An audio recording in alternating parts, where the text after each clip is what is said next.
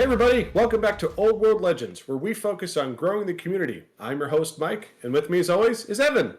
Yep, I'm here, and I'm happy and excited to be talking about something dear to my heart, which is the Ogre Kingdoms. Probably my favorite of Yeah, the legacy armies, I think. Nowadays. so let's dive in. So we're continuing our series of the 1.51 updates from GW, where we're going through how do we think, or what are the biggest impacts to each of the factions, making our way through them. It does take some time. There are a lot of factions. And this time we're diving into Ogre Kingdoms. So at the top of the list, Evan, let's talk about Monstrous Infantry Woes. What does that mean to you, sir? What should the community be aware of there? Yeah, so I mean, everyone knew that infantry was kind of underpowered for a long time, and then Games Workshop decided to say, hey, why don't we just rewrite the whole game's rules and give you a bunch of rules like the parry rule and the fight in two ranks rule to help And they're all awesome. infantry except the monstrous infantry kind for some Hmm. reason. And Minotaurs weep a lot of tears because they really like using hand whip and shield. They can't parry. Very, very, very sad. That makes no sense. And so do ogres, who can't have any of those bonuses. Even just outnumber for that combo res would be kind of neat. But the parry is obviously pretty useful, especially for just trying not to die. And by comparison, they're just now kind of expensive, and they don't really outfight infantry in combat, and they don't really outfight cavalry in combat. So a lot of the times you're like, what the hell's the point? But that being said, we just had an RTT being won by our own Ogre Kingdoms player, Garrett, who was bringing a Mhm. lot of monstrous infantry. It wasn't just an army full of Gnoblars and cannons. It was quite a lot of Yetis and Leadbelchers and Ironguts and stuff, and Yep. did pretty good in his matchups. I know he. He did very good, and he's a very good player. And we have in our other video where we go through his list if you'd like to know more. But I Yes. think, yeah, to Evan's point, this is not specific to ogres. In terms of the monstrous infantry, they did a great job. Honestly, GW crushed it with making infantry super relevant again, super competitive in so many different ways. It was a great step, multiple steps in the right direction. Very excited for that, and hopefully that trend continues. But monstrous infantry were definitely left out. Was that an oversight? Was that intentional? Was it they just wanted to not change too many things all at once? Hard to say. We don't know. But I think the biggest thing is this impacts ogres, this impacts trolls, this impacts minotaurs, it impacts so many things. But the Ogre Kingdom's army is primarily full of monstrous infantry. Yeah. So they are both the most impacted by being the least impacted, if you will, in Yeah. this particular update. And I think we love Ogre Kingdoms. We are hoping at some point in the future the legacy factions will become core again, including Ogre Kingdoms, because they are just awesome. But at this point in time, they didn't benefit from that. But as we said, right, there's a difference between, hey, does the army need to be an S tier army to have fun with it, to go to an event, to have a great time, or does it need to be just good enough so you're having a great fun rolling dice with your friends and you still can compete in most games? And I do believe ogres still can compete. And there Yeah. are some other things we're going to talk about on this list. Are they the strongest list? No, but you will also, I think, have a really fun time playing with the army. I think it's a great army. Yeah, and just to be clear, if you look at the points values in other editions, the ogres aren't more expensive per model or anything than previous editions, and it's not like they used to have a 4 or 3 plus armor save or something on every single dude. So, what is exactly the problem here? And I think that the main issue is actually the fact that the multiple wounds rule is just absolutely everywhere. There's Ushabti with great bows, there's bolt throwers and cannons that do D3 plus 1 wounds, the cannons that fire twice, there's magic weapons that give people multiple wounds in their attacks. And so, less so the killing blow that may have been the fear of ages past, but now it's just, okay, well, there's just a ton of multi damage, and Mhm. I've got a lot of guys who have multiple health. So, everything that you do that has that is going to be chopping through a lot of me, right? Yeah, definitely compared to Yeah. previous editions. Previous editions, there was a lot less of it. And again, it's not that it's a problem in this edition. It certainly helps with fighting things like monsters and dragons and things. And that actually feels pretty good there, right? But where it feels a little bit more rough, it certainly has a much larger impact on the monstrous infantry, in particular, an entire army that is mostly monstrous infantry. So I think the real intention was they were focusing on giving more armies across the whole board, more ways to inflict more wounds on monsters than just the cannons of the ages Yeah. past. And so that's great, but I think the ripple effect is what it did to monstrous infantry. It did bring them down a peg because there are just so many more of that multi-wound weapons to affect them, and they didn't give them a defense against it. I think that's the biggest difference. Yeah. So there's also we can go into how we've been ruling things in our editions. We didn't give the Monster Tree of the Ogre Kingdoms every single rule that the main book gave them. Should have given them, right. but we did let them have a parry. So if you have an Iron Fist, like for example, Ogre Bulls have an Iron Fist that they can buy. You can either use it to get an additional attack as per normal, or you can instead get a +1 to your armor save as if it was kind of like parrying. So you would only have 3 attacks instead of 4. And so that gives you the option with, Ogre Bulls to be a bit more of like a bunker unit. That's exactly how I imagine it, being like, okay, I've got some Ogre Bulls, I put my character in there, and they can either be, charged by some knights and decide to use defense, or they can charge into a bunch of archers and decide to use the extra attack. Now, I haven't really seen anyone do this yet, but that's how I imagine it in my head. The other change is that we gave Ogre Bulls the Warband rule, primarily for the ability for them to just reroll their charge. So that seems interesting. I need to ask Garrett if that ever even came up. But it was right, and it's just Ogre Bulls, not any of the other regular type of ogres, so we could see whether that was interesting or not. It just seems like from the type of units they have, that if they were being treated as a kind of a core faction, that the James Workshop probably would have given ogre units warband, because it just feels like that's the kind of rule that they would have. Next up, we've got a bullet point in here, and just to clarify a little bit for everybody, right? For those of you who are newer to Old World Legends or our community or how we do things, is we are very much always taking the approach of we want to make the fewest tweaks into the rules possible in our community. We want to play as much from the rule books as we can. That's what our community wants. We are a community-driven, community-voted system, and everybody wants to use the core foundationally what GW has put out. That being said, there are still times where we do need to make FAQ rulings. Things are very clear. We're very much a playing a rules by intent community, but we also do have our own Old World Legends, OWL Legacy errata, and we have done some adjustments to some things in Legacy factions that were felt broken or unfinished, I think is a better way to phrase it. Yeah. And there are definitely some minor things where basically the unit needed was so bad, or just there was a problem with it that effectively players were just not bringing it to the tabletop. So our viewpoint is, what is the smallest tweak we need to make in order for Ogre players or Lizardman players or Skaven players to want to show up to events with their Legacy faction? Because they love these armies. They've been collecting them for years. They put them all together. They painted them. It's their favorite theme. We want to make sure they have a good time, versus some other communities perhaps go a little bit more aggressive with redesigning the rules completely or giving pretty substantial buffs to make them much more competitive. That is not our approach. So just for those who are newer to the Old Religions community, that is our approach. Fewest changes possible to have a great fun rolling dice playing the army that you love. Yeah, and to compare it, right, the Games Workshop have already kind of solved Lizardmen and Skaven some of their issues, because, every Lizardman player a few months ago was saying, oh my god, do I have to bring these frickin' Saurus? They don't do anything. Can I just leave them at home, please? And now they've got a 3+ armor save with their parry save in combat, and they can actually fight with a second rank if the first rank gets killed off, so that's pretty good. And it pretty much just was like, well, now I actually just kind of want to bring a lot of Saurus, because that's actually a pretty scary unit to run into with, let's just say, like 7 knights around, absolutely. Right? Yeah. So, and just 2 attacks each, just wailing on people. And so ogres are pretty similar to that, except they didn't benefit from those core changes. So they definitely had kind of a bit of more of a feels bad, like, hey, how come everyone else got cake and I didn't get anything? So our next thing up here is the Gnoblar Party, which is kind of what I'm calling the idea of, you do bring lots of the Gnoblar blocks that can be pretty useful for either objective skirmishing or just doing their annoying little nasty trap thing with the trappers.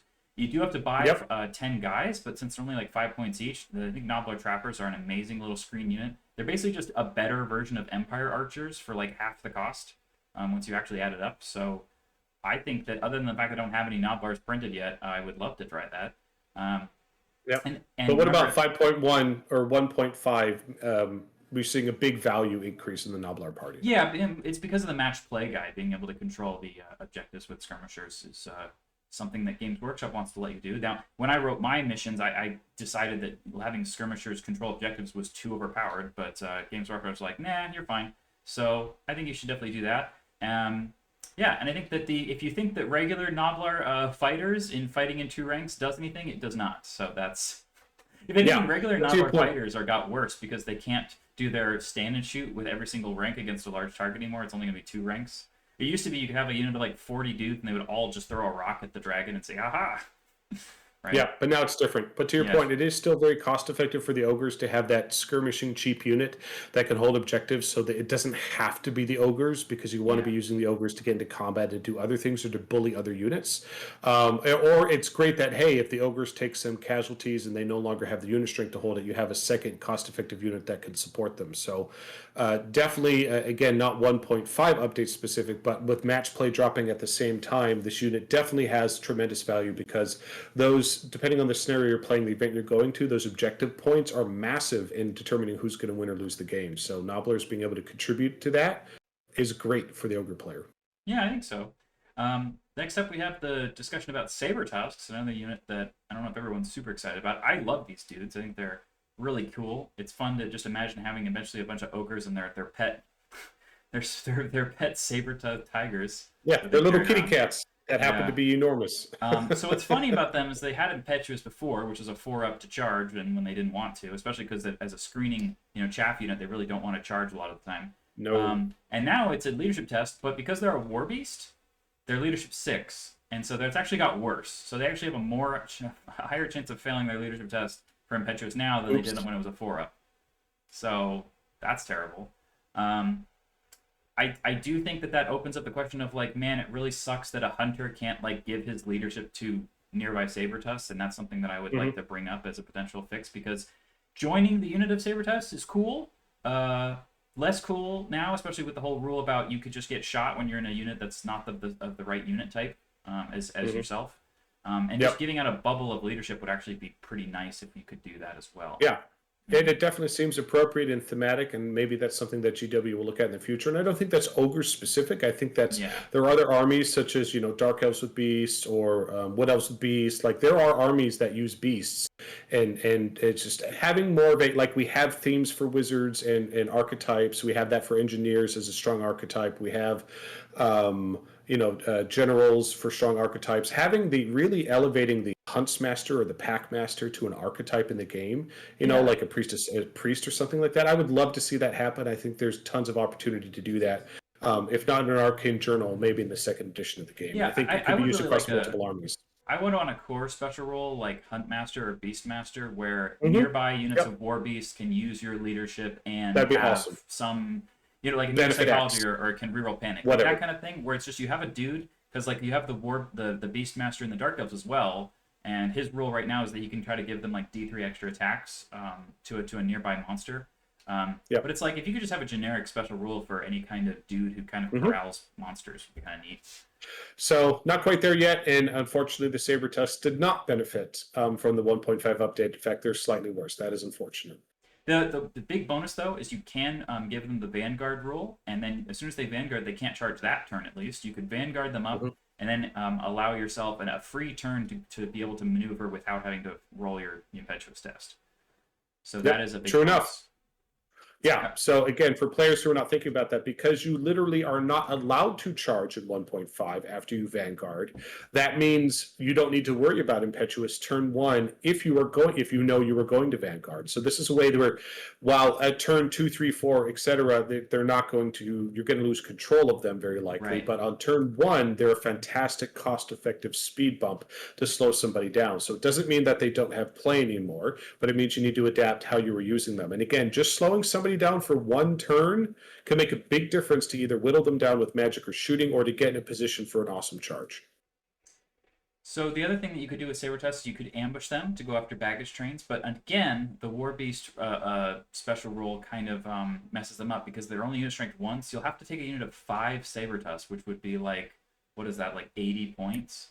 It's getting a little more pricey when you want a really cost-effective throwaway unit. Yeah. Yeah. So if you could take a unit of 2 or 3 and they were unit strength 2 each, and I could ambush them, that would be perfect. But because you have to buy like 5 dudes and then you might not even show up for like an 80-point unit, that could not work. Yeah. Usually you want that sub 50 for that throwaway unit. Yeah, right, for sure. Right.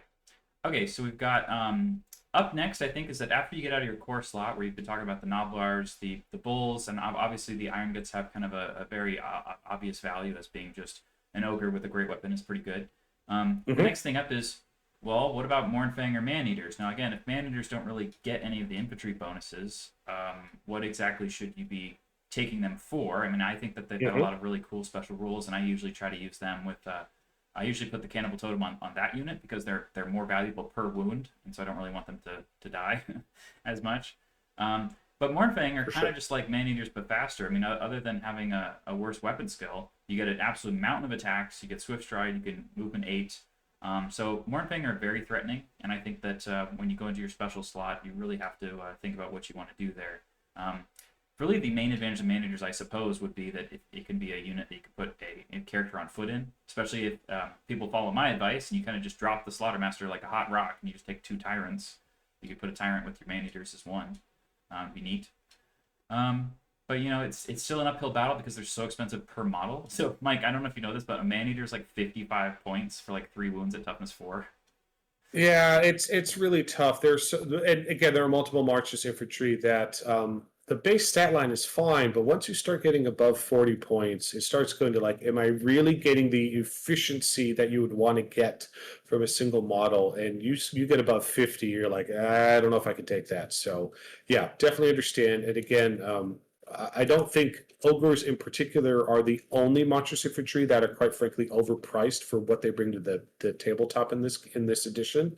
Either A, monstrous infantry across the board needs some sort of pass to make them more competitive, or B, the prices should be dropped on them. But what we've seen from GW so far, it doesn't look like they're very willing to adjust points costs very much in this edition. Yeah. With the FAQ updates and a big balance pass, it really feels like they're just trying to produce tons of content and new journals and things, which are fantastic and bigger changes. So I think just 1.51 really is, honestly, this feels like they're beta testing edition 2 is what this feels like, and it's going fantastic. So I think they have not yet gotten to the point where they figured out what is the beta test, what is the next step for Monstrous Infantry, and so these points just feel a little off right. Definitely. I mean, Maneaters are very, very cool. You just pay out the absolute butt to get anything neat on them, for sure. Yeah. Too much. And then the big, I think if they were like 4 wounds for some reason, which wouldn't really make sense, but if they were, it would be like, oh, okay, then they can like live long enough. But because they kind of don't live very long, you're like, oh, wow, I lost a dude already. And then you just, as soon as you have one guy lost, you're already probably not an effective unit anymore. Yeah. Yep. There are multiple ways to solve it, and eager to see what GW decides to do. All right, and the next point is about how the Slaughtermaster is open to work because he got laid off and he got removed from my army list, and it's not going to. Oh no! I will say though that again, we covered this in video. Garrett did take a Slaughtermaster with Grot Sickle, and he was just seeing whatever he rolled on illusion, and I guess got the D3 to cast every time he wanted to hurt one of his own ogres. But me personally, I think that's a lot of points to invest in a guy who I could just be another tyrant and he could just fight you. And I just don't really like using illusion because you kind of just ask your opponent to not have any fun because you just tell them that they can't do anything. Depending on what roles spells you're going with and such, certainly. As we covered in another video. Yep. All right, what else? So we have Ogre Bulls versus Ironguts, the old classic. Okay. And again, because there really is only really a discussion because of the rules that we've put in here, that Ogre Bulls, they got Warband, they can use parry to get a little bit more defense some of the time. Ironguts, again, I always feel very disappointed with my Irongut unit. They just seem to always get hit by something. They do 3 wounds of damage to somebody. I'm like, all right, and then I just lose. I roll my break test and roll a 12, and then they run away. And I'm like, well, what the hell was the point of that? Especially because if you put the regen banner on them, that might help you not die, but it doesn't help you with your combat res, and then you still just lose combat. And Ironguts do not have stubborn, unlike something that, like for example, the Maneaters, or like great swords or something like that. Yep. They don't have stubborn, so as soon as they lose combat by 1 point, I now have to take my break check, and if I roll a 10 or an 11 or 12, I'm just gone. And you can buy. And they're just at a point because they don't have all that combat resolution. They really need something else to support them. Because in particular with the 1.5 updates, melee combats are lasting multiple rounds now, significantly more than they lasted before, which is great. That's what we want to see happen, not just hit one and done. So I love that we're seeing that. But as a result, the units that don't have the combat resolution are really standing out a lot more than they did before, not having an answer to that challenge. So, there's a version where you just stop focusing on them. There's a version where you need to support this with something else for this to be effective. Yeah. So the Ogre Bulls, on the other hand, they're a little bit just cheaper, and you could just bring more units of them in smaller groups where as soon as one of them breaks and flees from combat, I'm like, cool, I don't care. I got more of these guys. The match play guide makes this a little bit harder because you kind of want to bring units of 4, so you have an ability to hold a strategic location where you can't do that with only 3. Thank you, Games Workshop, for doing that to us. I don't know why you needed to do that. You could have just had unit strength 9 plus, and it really wouldn't have changed much of anything. But instead, no, you've got this weird situation with the Monstrous Infantry. I personally lean into the Bulls more because I have such a lower expectation of them. I'm like, you guys are there to fight units of skirmishing fast cav, or fight archers, or go fight men at arms or whatever. Whereas the Ironguts, they have to fight a dragon, or they have to fight, or something like that, and then they just don't do it very well, and they just lose. But if you do take the Bulls, your whole army is just AP 0, so that's also risky, right? So it's a bit of a trade-off. I personally kind of just end up doing a mix. I only put like 4 or 5 Ironguts in the list, and then 2 units of like 3 Ogre Bulls or something like that. But people like Garrett usually take like a unit of 6 Ironguts, and they just put the character in there, so that if anything scary shows up, which it definitely will, you've got a character who wants to challenge. I still don't understand how a Tyrant on foot with Tenderizer, Talisman of Protection like lives through a single round of combat versus something. I know that the Tenderizer and Talisman of Protection is a really great combo for if you have enough wounds to just survive and you can just hit people. But if you're on foot and you only have 5 wounds, I mean, I don't know. I guess we'll see. He definitely does great with it. So maybe it's all about positioning, right? And then we've got Leadbelchers. So I put this in here especially because Garrett took them, and if people are unaware, for the Old World Legends missions, we are ruling that infantry, that even if they're in the special slot, can still control the strategic locations, because it feels really stupid that units like Great Swords couldn't do that, and units like Black Orcs can, because some armies just get to put very elite units in core, so why are we making core the thing that lets you score? So we're letting infantry that's not in core control the objective, and so Garrett took advantage of this by taking 2 units of Leadbelchers, and he said they did perfectly fine. So they do basically just as good as an Ogre Bull at beating up units of chaff, or like archers and cavalry, things like that. But also they have an ability to shoot. So if you're fighting against Cathay or something like that, and you want to have some strength 5 solid shots into those lanterns, that's pretty good. So they're almost like a Ushabti Greatbow with like a really short range, and having to still suffer most of the penalties to hit as well, right? So in that sense, they're fine, and I think he said they did fine. And when you just have that many units of like 3 or 4 ogres just running across the table at the other person, I think that's actually something that a lot of people don't know what to do against. Yeah, because you don't want to invest too heavily in one, because it's only so many points versus another, and there's definitely a threat overload. And they are tough enough that, if you're a small chaff unit, a skirmisher unit, or a 5-man unit of something, or even a 10-man unit, right? They can threaten those small to medium-sized things very well. So I think it's very, very effective, and people aren't used to having to deal with that. And now that if they can also both be a board threat control thing and also support with controlling objectives, and not be super, points effective to go chase down, it's a pretty good combo, and it definitely created some challenges for his opponents for sure. Yep. So next we have the kind of discussion of, if you're not going to take the Slaughtermaster, which I don't know if you're going to do that or not, in particular, then what are you going to do with your Tyrants? Because I think then you probably just want to take 2 Tyrants. I think that the Bruiser BSB is often not a great choice, because I often find I take like 1 break test for the entire game, or 1 or 2, but actually like re-rolling it would have mattered. And you can just have Fistful of Laurels, which is an item that you could put on your champions that let you re-roll your break checks once instead. So you don't necessarily need to have a BSB. Then you can have Kin Eater on your general, so you can have like a re-roll to your panic test, because panic's the other thing that you kind of want to worry about. So instead, if you just have Tyrants, right, what are you going to take? Well, I think that every single Ogre army should have loadout is the Talisman Protection and the Tenderizer, because wow, that thing actually can slap people pretty hard in the face. So it's +1 attack with strength +2 AP2 AP3 and multi wounds D3. So it's just better Ogre Blade, which is pretty cool. I really like to do that on my mounted guy, because it doesn't matter if I have strikes last. I usually just live long enough to then hit the other person harder than they hit me, and then I win combat, right? But Garrett does that build on foot. Now, if you're going to take a second Tyrant, what does the second Tyrant equip with? Well, a lot of people like to take a melee character with just a ton of defensive items, so something like the Mastodon Armor to give you like full plate, or something like the Bedazzling Helm to give you like -1 to be hit, Those are interesting options for sure. Mhm. It's pretty hard to get an ogre character to a 2+ armor save. I don't think you can do that. I think you can get to 3+ with either Mastodon armor with a Iron Fist. It's hard.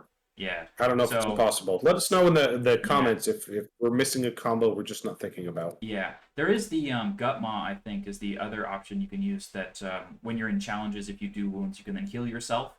So if you have a Tyrant whose kind of job it is to kind of just tank damage and heal himself and never die, that could work. Meteoric Iron as well is just like, if you can never really get that good of an armor save anyway, then for 20 points you can just always have a 5+ armor save. It's pretty good. So I think those are generally the kind of loadouts we see on like the secondary Tyrant, because the first Tyrant should almost always be taking that combo there. And then the other thing to bring up is, okay, do Tyrants actually suffer that much from the 500 point cap that models have at the 2,000 points? And I don't think they do, because you can really take either mount, the Stonehorn or the Thundertusk, and still be under 500 points, even with kind of maxed out items and a big name or whatever it's called. And so, I mean, why don't you just take the Stonehorn with all the goodies on you?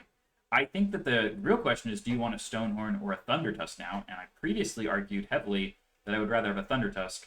And I think because of the Cathay meta, I think it's probably shifting the other way. And the reason for that is the Stonehorn has an ability where if you have like multi wounds, a damage hit you, you suffer 1 less than however much they roll. So if you get hit by all these double shooting Cathay cannonballs, taking 1 less wound from each of them could keep you from dying. Yeah, makes a big difference for sure. Yeah. So I think the Tyrant on Stonehorn could be good. The other good thing about the Stonehorn is it gives you impact hits, which nowadays, cool, they go in before a challenge. So you could charge into a unit of infantry, do the impact hits straight into their champion, kill them, and then just swing into the unit, where the Thundertusk would not be able to do that and would potentially lose those challenges. So again, I think that maybe the Stonehorn might be better. And most people are going to say, yeah, of course the Stonehorn's better. It always was. And I disagreed. Until now, I was very much on the Thundertusk team. But yeah, I think that's kind of our last bullet point here. As far as ogres go, there's obviously, because they're a legacy army, they don't have an army of infamy or the new items, magic items coming out, and the core rules changes have kind of barely affected them, except making the Slaughtermaster worse. So, you know, you kind of just still playing. However, the thing is that I think you should know is that you're playing into a very different world, because there's Cathay, they've got a lot of shooting, and there's also just a lot more units of 5 or 10 fast cav or skirmishers that are trying to get to the close to the center of the board that you're really good at just murdering the crap out of with your pretty much any of your units if they charge in, right? So that is a good life for you. Yeah, absolutely. So again, great army. It's interesting to see how it affects them. We actually think ogres are while they didn't benefit from all the 1.5 updates, we do think with the match play guide, some of the other things going on, and then the little community support, they're definitely more competitive and more fun to put on the table than they have been before, which I'm very happy to say that. Could they use some more love? Absolutely, and hopefully they'll get some more in the future. Yeah. All right, Evan, any last closing words, sir? I will say that I think that I bring the ogres when I don't want to have to think very much, and I just want to turn my brain off. Like, they're fun in the sense that I don't have to try very much. I'm just like, yeah, I guess I just walk forward and I just laugh and giggle myself a little bit. They don't really have the randomness of the orcs and goblins. They're kind of just like a absolute brute force, you know, mailed fist punching you in the face type of deal. And that's kind of fun. And if they fail, it's like, yeah, well, they're not that good, so whatever, right? Yep. All right, cool. Well, that's it for this one, and we will catch you all next time. All right, stay legendary, everybody.